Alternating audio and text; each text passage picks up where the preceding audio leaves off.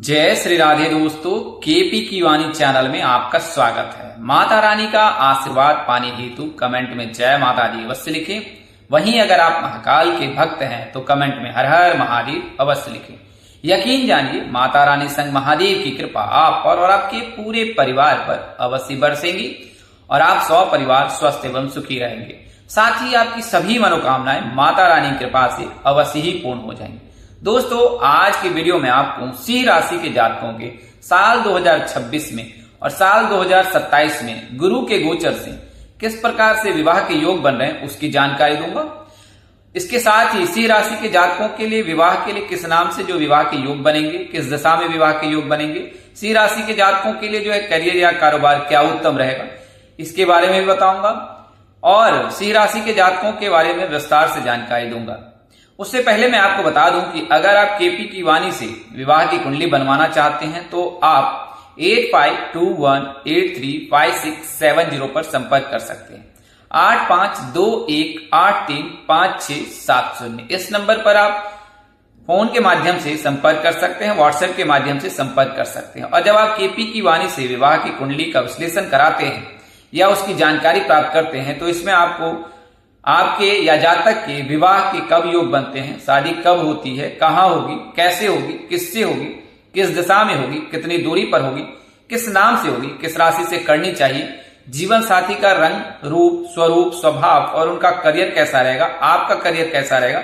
अगर आप प्रेम प्रसंग में हैं या जातक प्रेम प्रसंग में है तो उनके विवाह के योग बनेंगे कि नहीं बनेंगे, माता पिता की सहमति मिलेगी कि नहीं मिलेगी, कितने संतान होंगी, कुंडली में किस प्रकार के जो योग हैं, कौन सी महादशा चल रही, कौन से ग्रह वर्तमान समय में जो है सकारात्मक दृष्टि से आगे बढ़ रहे हैं और कौन से ग्रह अस्त हैं या वक्री हैं, और प्रथम भाव से लेकर द्वादश भाव में ग्रहों की स्थिति किस प्रकार से है, कुंडली में कोई दोष तो नहीं लगा। तो ये तमाम तरह की जो जानकारी है केपी की वाणी से प्राप्त कर सकते हैं।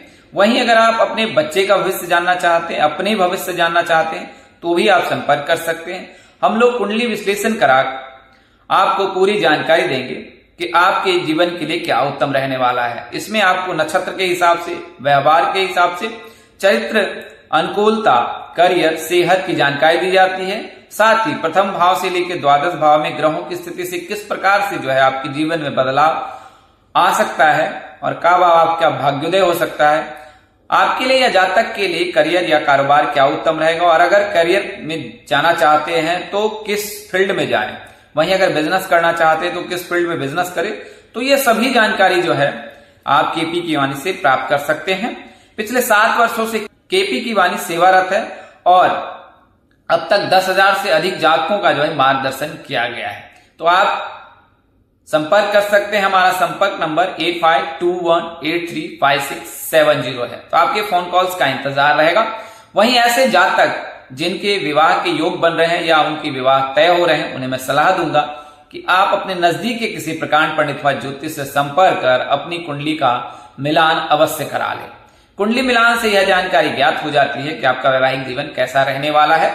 हालांकि कुंडली मिलान में मंगल का विचार नहीं किया जाता है, तो इसके लिए विशेष कुंडली विश्लेषण कराकर भी मंगल का विचार अवश्य करा लें कि आप दोनों में से कोई एक जातक मांगलिक तो नहीं है। अगर मांगलिक रहता है या रहती है तो फिर अमांगलिक से विवाह करना सही नहीं होता है। ऐसी परिस्थिति में जातक या जातक के जीवन साथी को जो है विवाह उपरांत कई प्रकार की परेशानियों का सामना करना पड़ता है। वहीं नारी दोष लगने पर भी जातक को विवाह के पश्चात ढेर सारी परेशानियों का सामना करना पड़ता है। भकुट दोष में भी कई प्रकार की परेशानियों का सामना करना पड़ता है।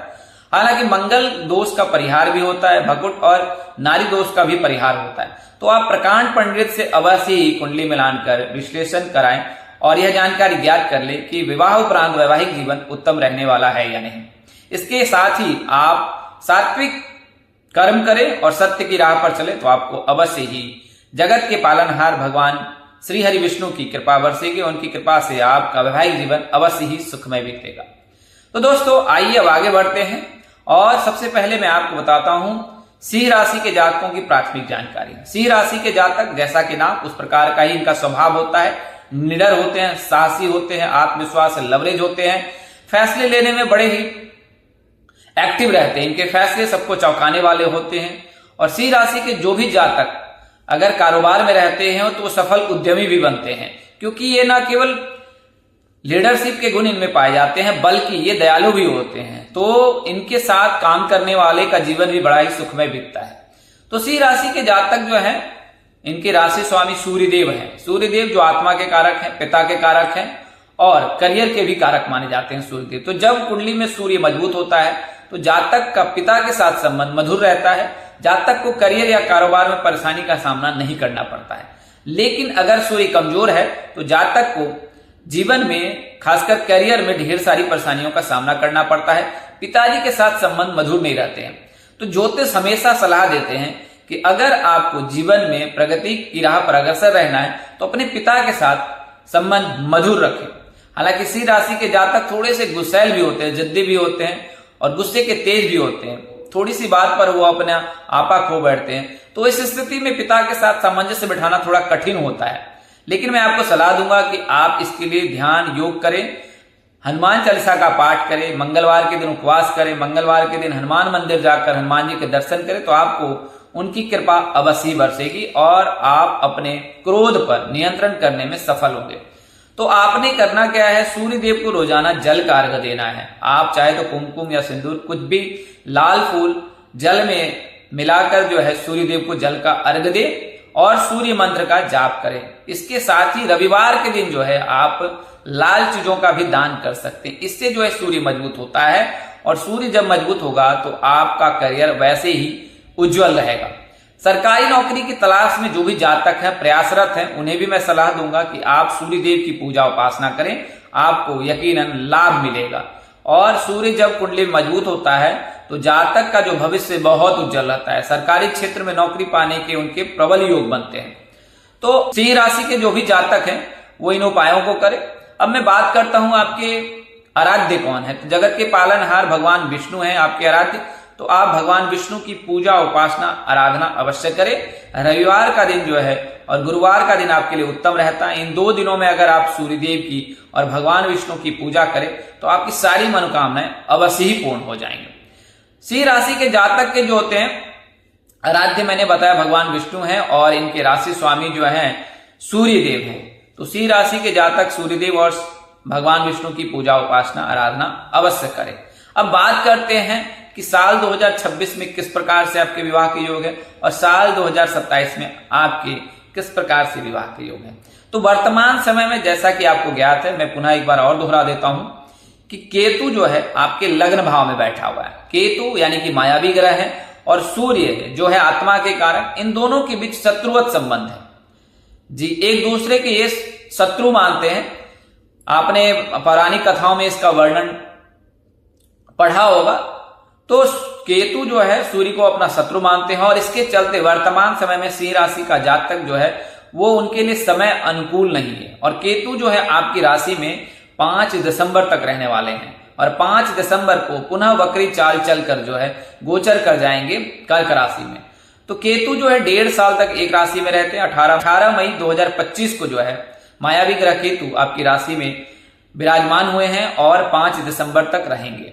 तो उस समय तक आपके लिए समय जो थोड़ा सा कठिन रहने वाला है। फैसले लेने में आप असमर्थ रहेंगे, द्विस्वाभी होंगे, टू माइंडेड होंगे। कई फैसले ऐसे लेंगे जो आपके हितकर नहीं होगा, कई ऐसे फैसले ले सकते हैं जो आपके लिए हितकर होगा।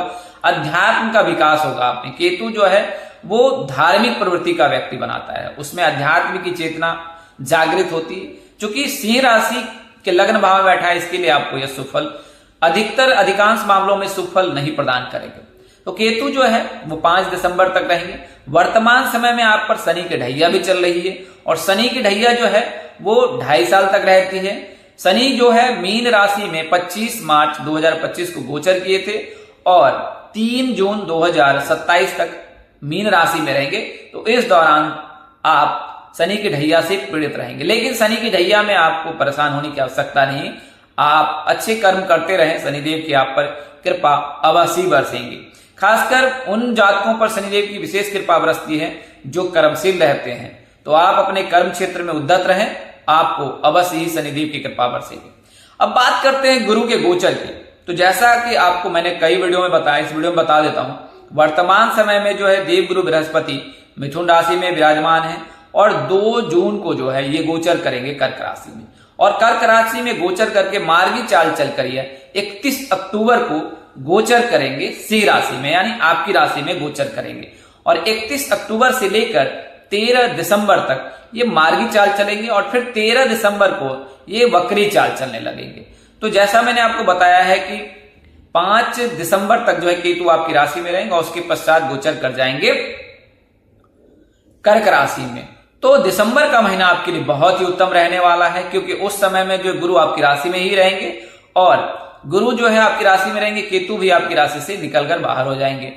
इसके बाद जो है 13 दिसंबर को जो है गुरु मार्गी से वक्री हो जाएंगे और 25 जनवरी को जो है गुरु पुनः प्रवेश कर जाएंगे कर्क राशि में। और 25 जनवरी से लेकर 13 अप्रैल तक जो है ये रहेंगे कर्क राशि में और 13 अप्रैल को पुनः मार्गी हो जाएंगे। मार्गी चाल चलकर 26 जून को पुनः आपकी राशि में आ जाएंगे और फिर 26 जून से लेकर 26 नवंबर तक आपकी राशि में रहेंगे। तो आसान शब्दों में अगर इसे ऐसे समझें कि 31 अक्टूबर से आपके विवाह के योग बनेंगे जब गुरु आपकी राशि में आएंगे, और फिर अगले साल में जब जून के महीने में गुरु आपकी राशि में पुनः आएंगे तो वहां से लेकर नवंबर का महीना आपके लिए उत्तम रहेगा। उस दौरान आपके परिणय सूत्र में बंधने के प्रबल योग है।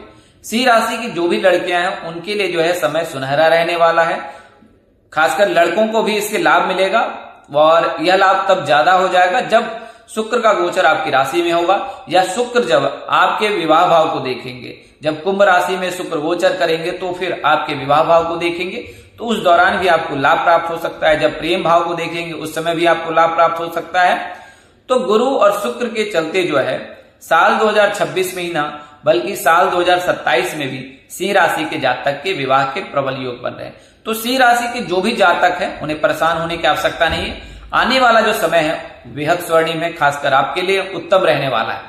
अब बात करते हैं सिंह राशि के जातक के विवाह दिशा की, विवाह नाम अक्षर की और अन्य जानकारी आपको प्रदान करते हैं। तो सबसे पहले हम बात करते हैं दिशा की। तो सिंह राशि के जातकों के लिए अनुकूल दिशा पूर्व होता है, तो पूर्व दिशा में विवाह के प्रबल योग बनते हैं सिंह राशि के जातक के।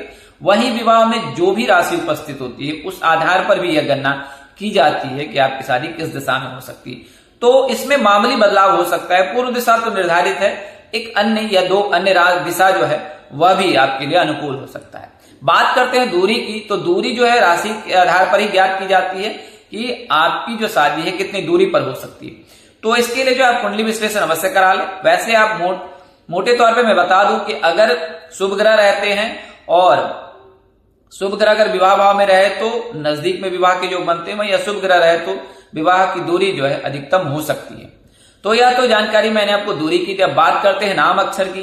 तो एम नाम के जातक, के नाम के जातक, एस नाम के जातक, जी नाम के जातक, इन नाम के जातक के साथ सिंह राशि के जातक के विवाह के प्रबल योग रहते हैं। एम, के, एस, जी इन नाम से ही इनके विवाह के प्रबल योग रहते हैं। बात करें लव या अरेंज की, तो सिंह राशि के जातक के लव मैरिज की संभावना 100% रहती है। सिंह राशि के जातक जो होते साहसी, जैसा मैंने बताया, निडर होते हैं और बड़े दयालु होते हैं। इनके अंदर जो भावना होती है दूसरे के आदर करने की, यही कारण है इन्हें लव मैरिज के लिए प्रेरित करता है। ये किसी भी परिस्थिति में हार नहीं मानते हैं और सकारात्मक ढंग से किसी भी चीज को हासिल करने की कोशिश करते हैं। इसके लिए इन्हें लव मैरिज करने में सफलता प्राप्त होती है। अब बात करते हैं करियर या कारोबार, आपके लिए क्या उत्तम रहेगा। अगर आप सिंह राशि के जातक हैं तो यकीनन मैं यही सलाह दूंगा कि आपके लिए बिजनेस सबसे बेस्ट रहेगा।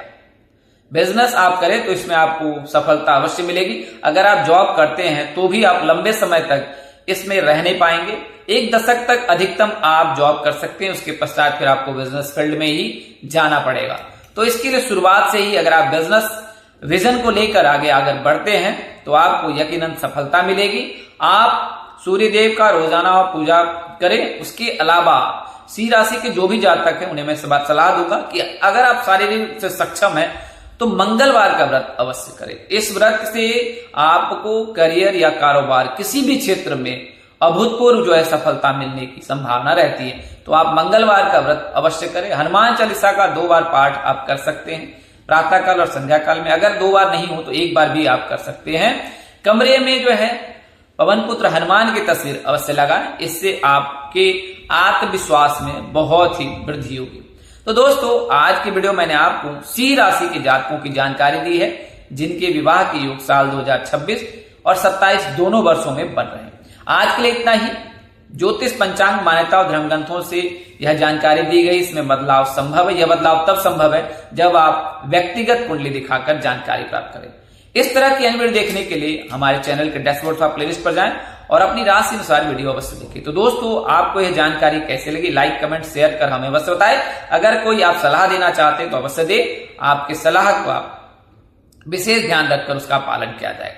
आज के लिए इतना ही, अगली वीडियो में फिर मिलेंगे। तब तक के लिए इजाजत दे। आप जहां रहें मस्त रहे, स्वस्थ रहे, व्यस्त रहे। माता रानी की असीम कृपा पर बरसती रहे। परम पिता परमेश्वर आपको सद्बुद्धि, सत्मार्ग और आगे बढ़ने की शक्ति दे। नमस्कार, जय श्री राम दोस्तों, जय श्री कृष्णा, जय माता दी, जय।